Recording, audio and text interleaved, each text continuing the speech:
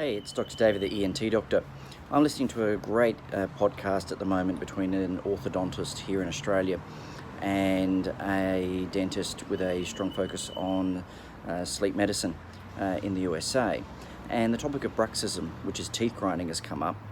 So I thought that was a good opportunity, because I spend so much of my time explaining this to parents, that I would share this knowledge too.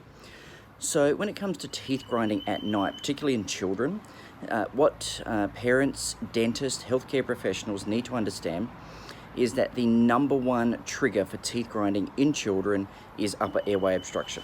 So that's any situation where they can't breathe properly. They don't necessarily need to have sleep apnea, but simply things such as snoring and mouth breathing is the number one cause.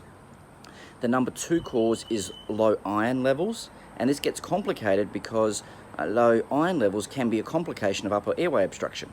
So you can have a 2-for-1 there. The next cause of teeth grinding is what we call allergic rhinitis, which is known as hay fever. And then we run into problems there because allergic rhinitis by itself is a risk factor for low iron, and allergic rhinitis is a risk factor for airway obstruction. So we've got a 3-for-1 there. The next one then, moving down the list in terms of risks, is reflux, which is like a heartburn, indigestion type thing. And you can get caught out because children can have what's called silent reflux, and kids being kids don't even know that they're supposed to tell you.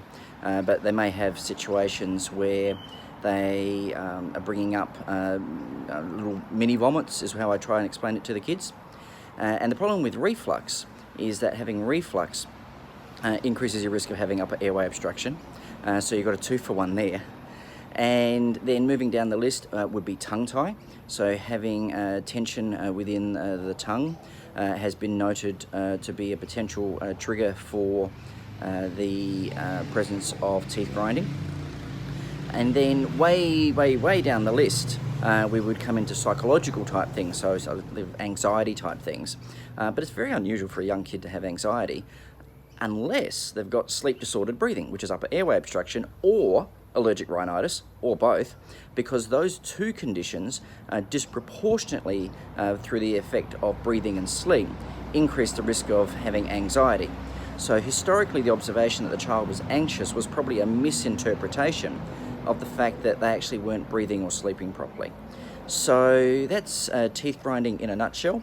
People do talk about things such as parasitic infections, and for what it's worth, there's no harm in deworming the child just to see if it helps.